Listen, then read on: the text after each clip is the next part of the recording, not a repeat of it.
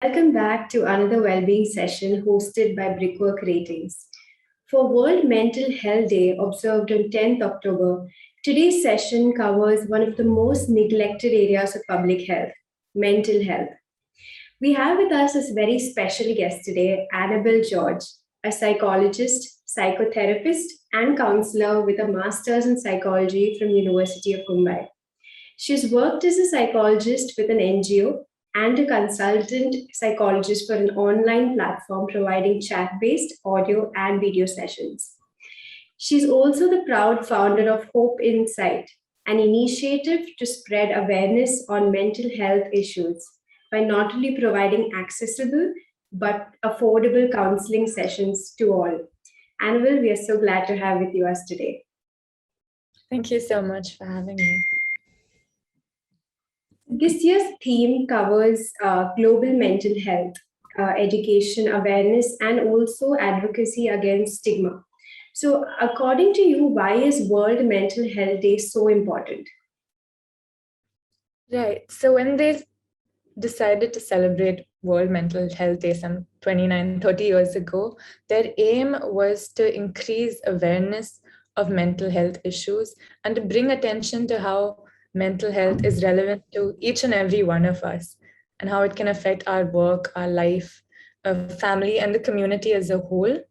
So having put this day into place, people are now starting to be open to discussing it. It's not seen as a stigmatized topic anymore, which is why I think it's an important day to keep in mind and to celebrate. Right. And when we talk about World Health Mental Day, we know that in May 2021, the World Health Assembly, where governments from all over the world recognized the need to scale up quality mental health. And they were looking at scaling up the services amongst this. So today, organizations also have felt the same need. So do you think at a workplace or at a particular company, it is as important? Absolutely. So as individuals, we spend a large amount of our time at work on a daily basis. A large chunk of our life, in fact, we're working, right? So we want to be in a work environment where we're productive as individuals, where we can be happy and healthy. And given the various challenges that come with the workplace and the stressors in life and having to balance all of it out, I do believe that the workplace or an organization plays an important role in an individual's mental health. It makes us not only productive as employees, but it gives us the sort of job satisfaction that an individual would need going into work every day. Right. And how can organizations identify or combat this problem? Right. So the key thing is to look out for certain common concerns. When we discuss issues like mental health or mental issues, people often think of schizophrenia and bipolar, the big disorders. Nobody is really looking at the more common everyday concerns that are seen at the workplace, right? Like job stress, time management, burnout, or say interpersonal conflict between members of the team or bosses and employees, things like that.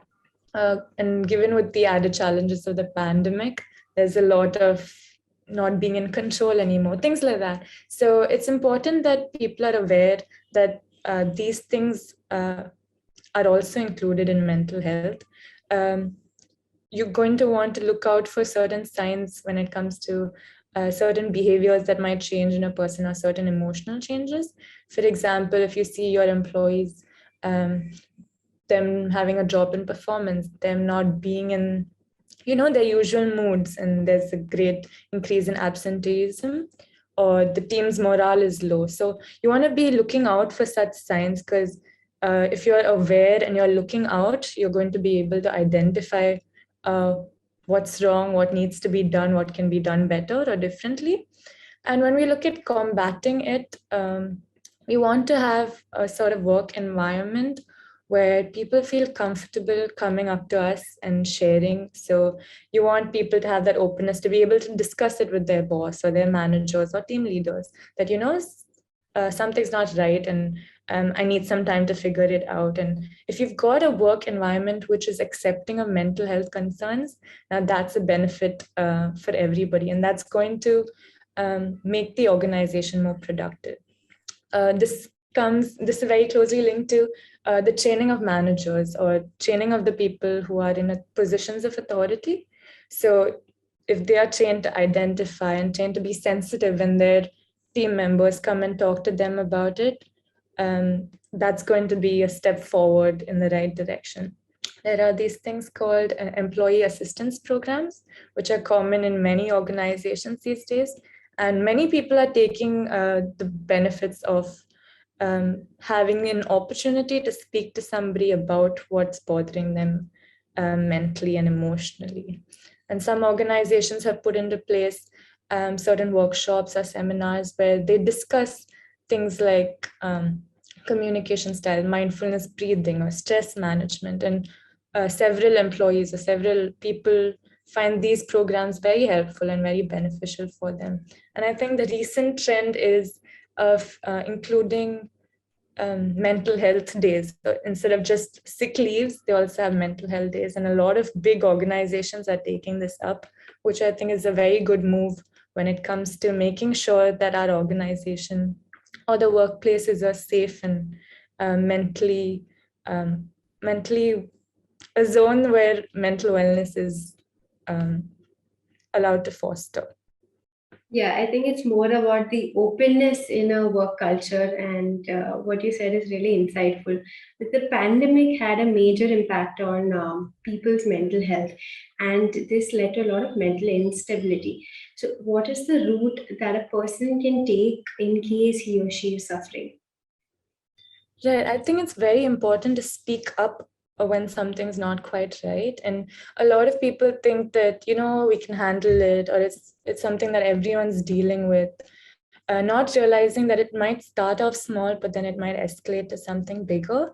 So it's important that people who are suffering or struggling with any challenge as it is, they speak up about it to either the people they work with or their superiors. And it's good if somebody approaches you to be encouraging of them and allow them to express themselves. If it's something that can be worked together on, then you'll work it out. Or if needed, you guide them to the right resources, right? So psychologists are here.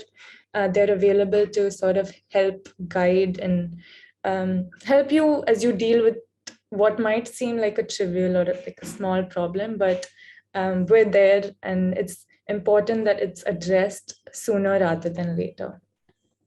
Yeah, and I know you are in the profession today, but do we have enough professionals in this particular area? Right, so that's a good question. We do have well-equipped, trained psychologists. As a field, psychology is still booming, it's still growing. They're still setting into places, licensing requirements and a governing body as such. So that might take a bit of time, but we do have the resources. What we need right now is for people to make use of these resources, right? For people to realize that it's okay to seek help from a professional. It's okay to want to discuss mental health concerns, right? It's good, in fact, to invest in mental health and the time and effort goes into that. So it's more us being open to, as a community, to mental health rather than the lack of professionals at the moment, according to me. Okay, and the biggest roadblock in our culture, I think, would be social stigma. Like, when you want to reach out to a mental health expert, even though there's a lot of technology which is opened up today, new avenues like accessing a mental health professional through websites, video call, or even social media. So, how impactful is online counseling? I think the pandemic has brought about a major change in the whole mental health ball game in terms of people now have access to a lot more resources. It's now become slightly more affordable. So yeah, online counseling has proven to be effective and impactful. So it's good that all these new avenues are coming out. It's important to keep in mind, however, that when we're looking into online counseling, that we check the credentials of the person that we're approaching to make sure that they're, properly trained and they can handle the concerns that we're bringing to them.